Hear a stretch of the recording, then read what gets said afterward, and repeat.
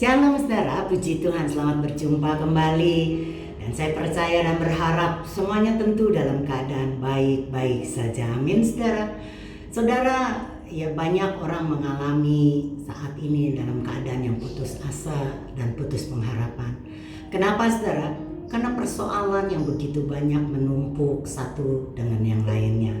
Misalnya saja persoalan saudara di mana epidemi daripada corona COVID-19 yang bukan saja merenggut begitu banyak nyawa, mungkin diantaranya adalah teman-teman kita, sahabat-sahabat kita, atau mungkin keluarga, orang-orang yang terdekat dengan kita meninggal karena penyakit ini. Tetapi ternyata saudara, ini mempunyai dampak yang lebih meluas. Persoalan akan ekonomi saudara, keuangan yang semakin sulit saudara.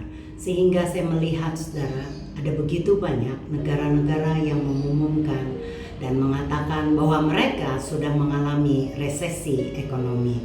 Saya melihat banyak toko-toko, usaha-usaha, perusahaan-perusahaan, bahkan pabrik-pabrik harus terpaksa menutup usaha mereka, yang tentunya mempunyai dampak saudara kepada karyawan mereka, sehingga mereka di-PHK-kan, dirumahkan, diistirahatkan, sehingga saudara mereka tidak mungkin lagi bisa mencukupi dan memenuhi kebutuhan rumah tangga mereka masing-masing karena mata pencarian mereka sudah tidak ada.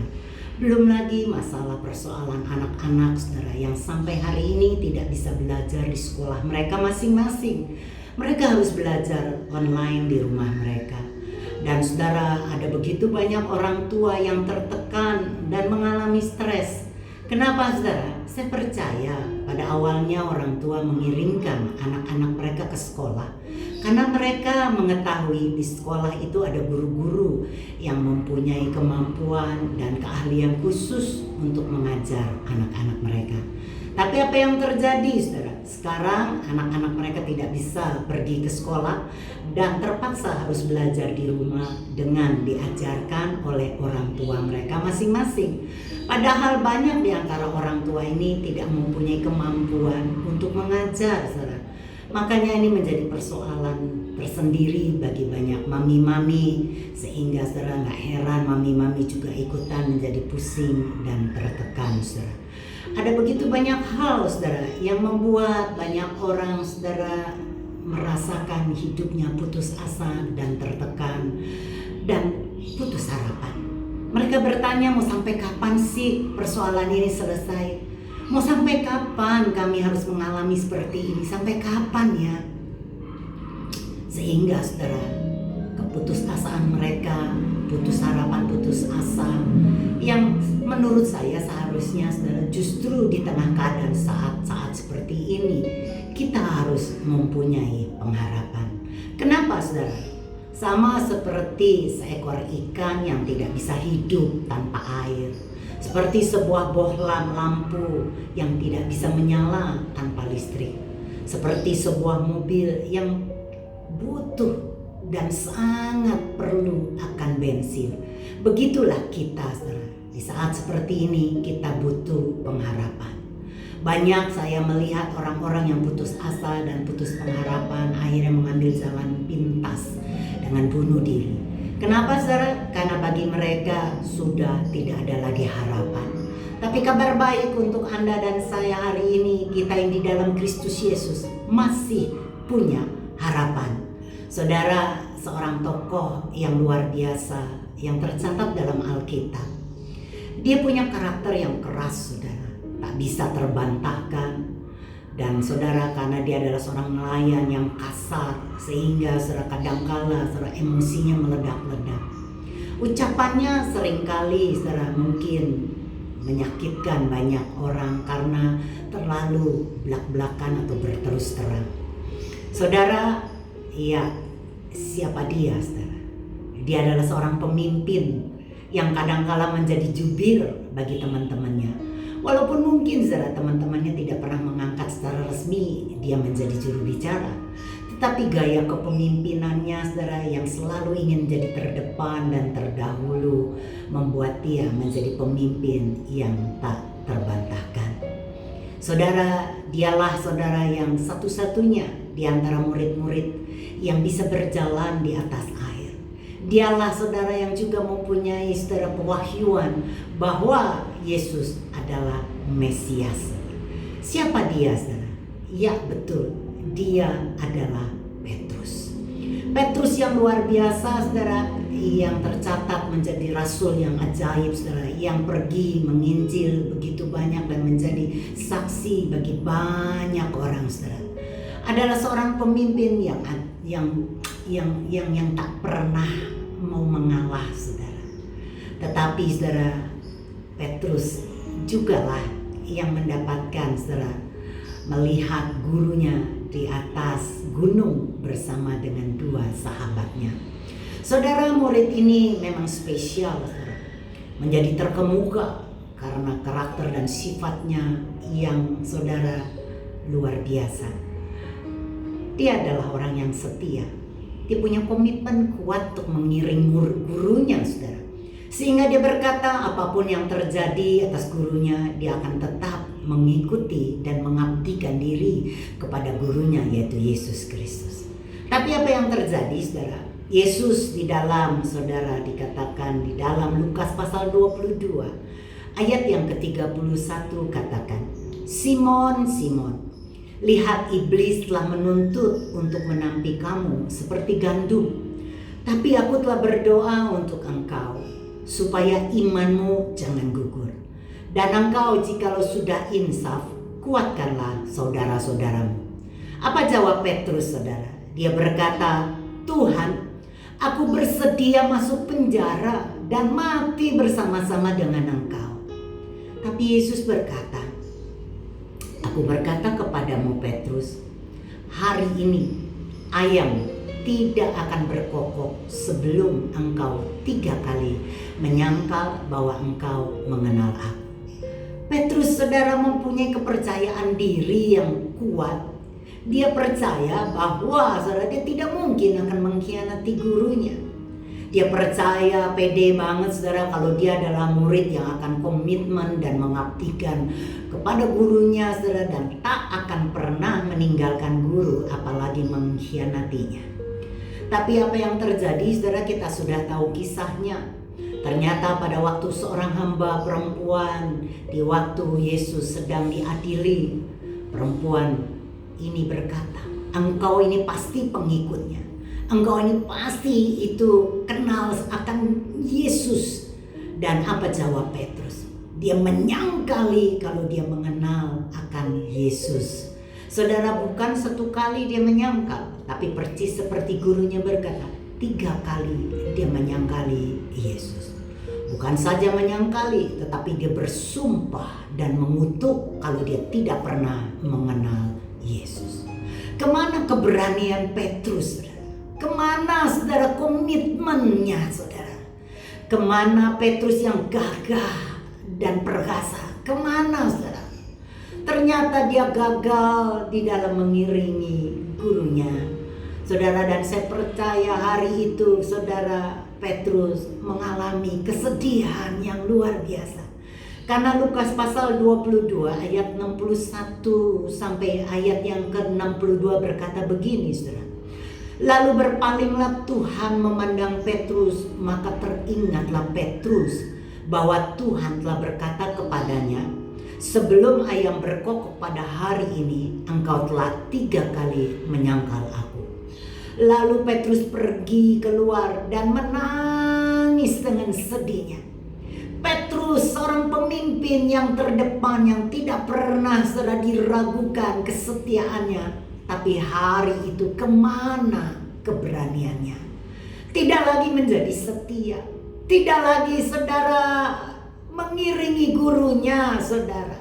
Dan saya percaya hari itu saudara, dia menangis dengan sedih. Alkitab berkata dia punya perasaan bersalah yang sangat kuat.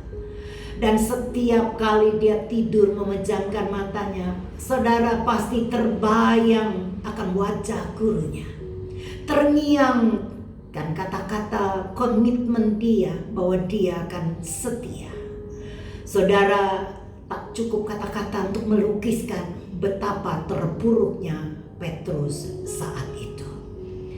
Dia hancur luar biasa dan hidupnya saudara tidak lagi mempunyai harapan. Dia menjadi putus asa.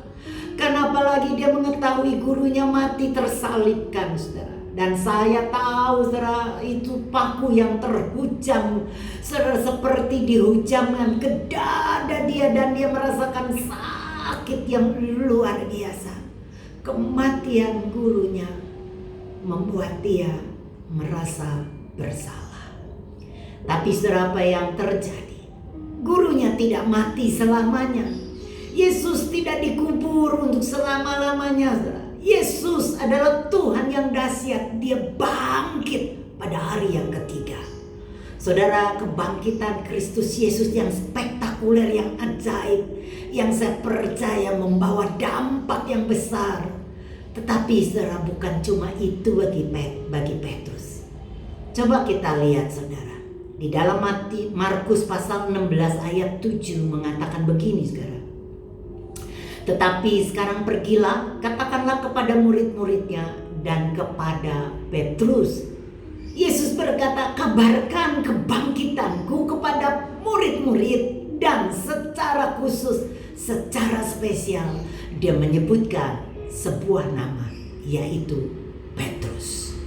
Saya percaya pada waktu Petrus mengetahui bahwa dia diingat oleh gurunya, bahwa namanya disebutkan oleh gurunya, itu menimbulkan sebuah pengharapan yang luar biasa.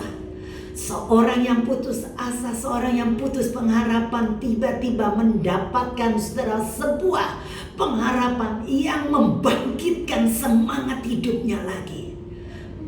Perkataan gurunya seperti siraman air yang begitu menyegarkan bagi jiwanya yang saat itu sedang kering kerontang dan gundah gelana. Saudara, pengharapan yang dipunyai Petrus bahwa gurunya mengasihi dia. Dia mengetahui gurunya tidak marah dan tidak menghukum dia. Dia punya pengharapan, saudara. Sehingga pengharapan yang dia punya itu mengalahkan kegagalan dia. Pengharapan yang melebihi segala saudara kelemahan dia. Segala putus asanya hilang karena saudara dia mempunyai pengharapan.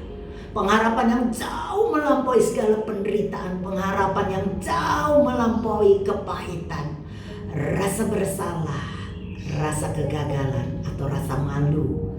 Itu tiba-tiba digantikan karena sebuah pengharapan.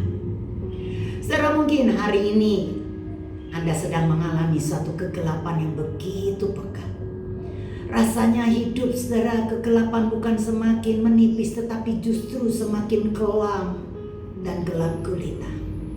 Saudara sudah mengalami situasi yang tidak enak saudara, sehingga saudara seperti tidak ada lagi harapan.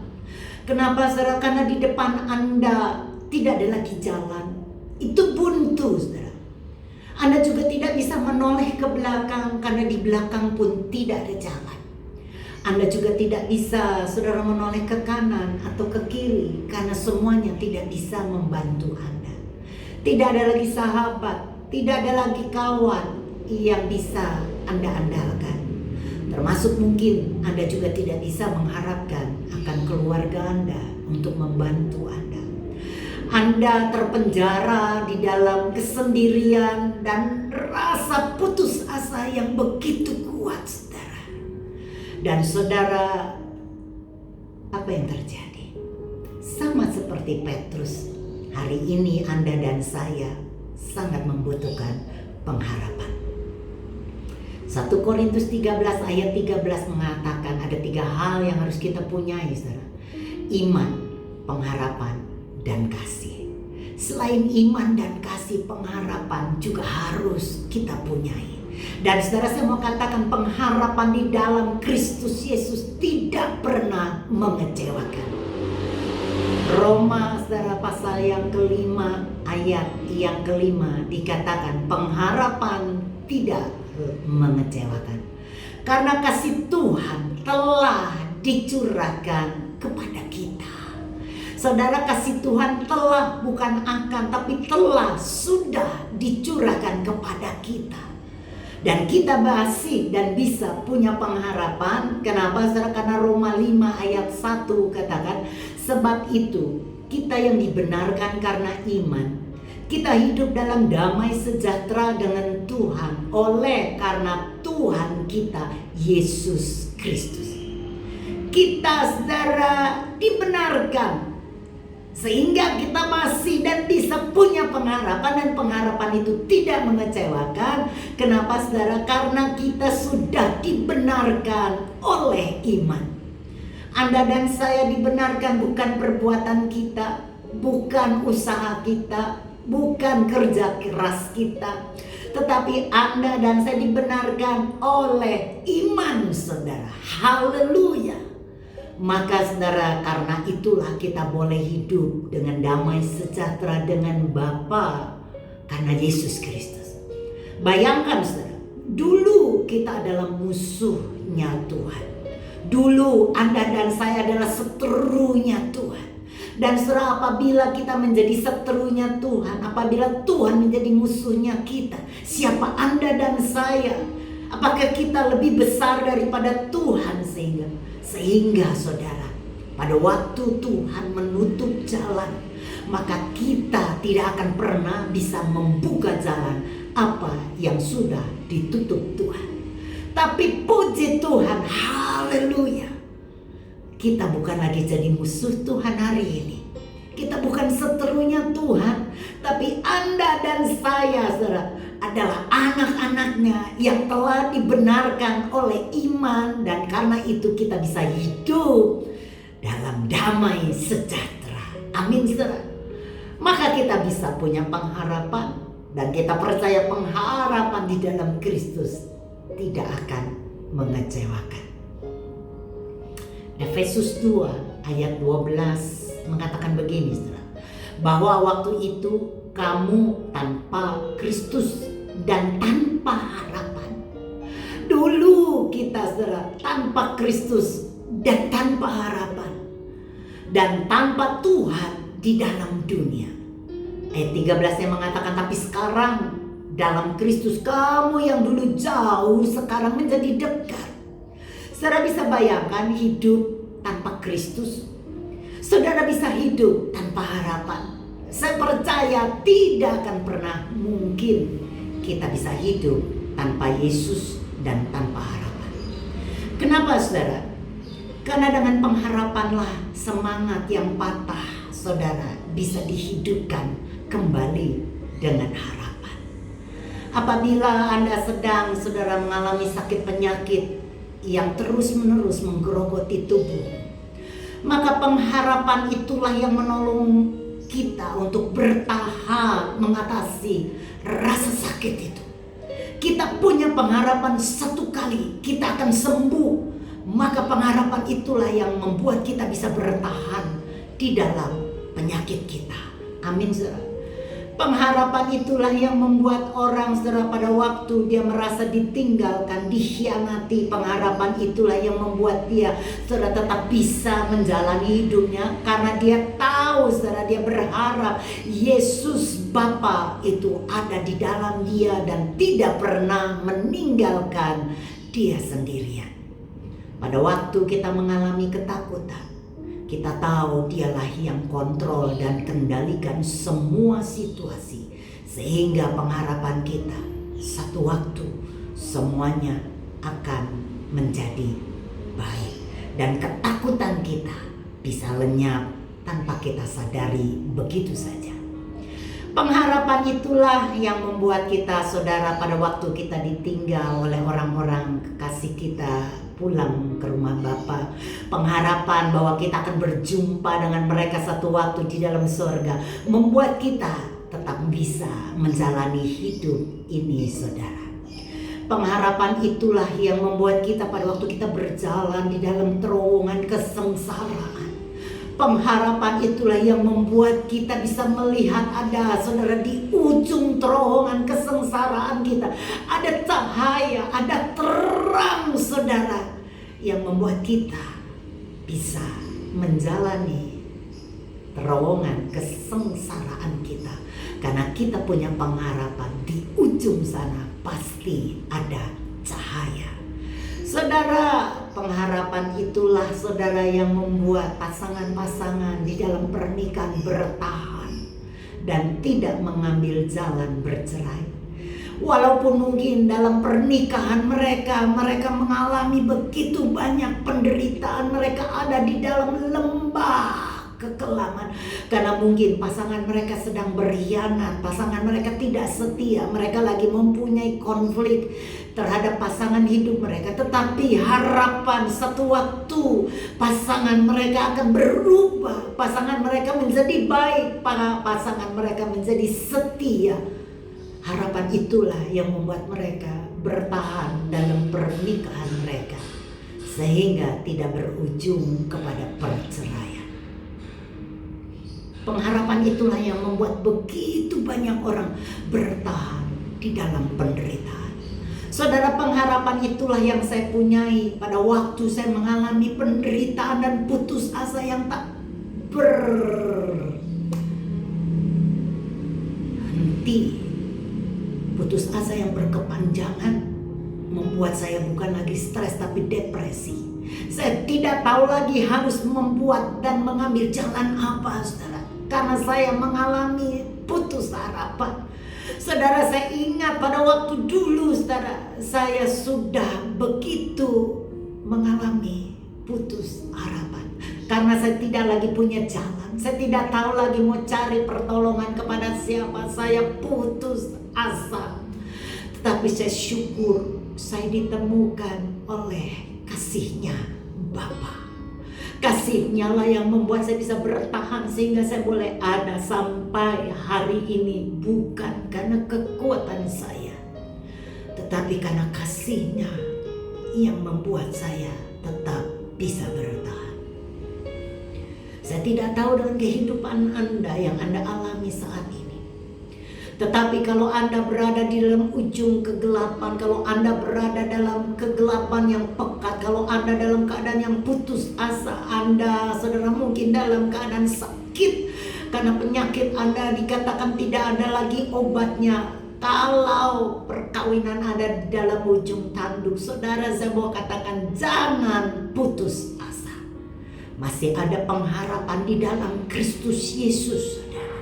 Bukan cuma soal keuangan, bukan hanya soal, saudara, akan anak kita, bukan cuma soal pasangan hidup kita, bukan hanya soal, saudara, ekonomi kita, usaha, toko, bahkan pekerjaan kita. Tetapi, saudara, kalau hari ini ada di antara Anda yang mempunyai perasaan bersalah yang begitu kuat, Anda tidak bisa tidur nyenyak karena setiap kali, saudara, Anda terbayang dan Anda terintimidasi karena perbuatan yang pernah Anda lakukan dan Anda menyesal sekali, tetapi Anda tidak bisa perbaiki. Anda berkata nasi sudah menjadi bubur.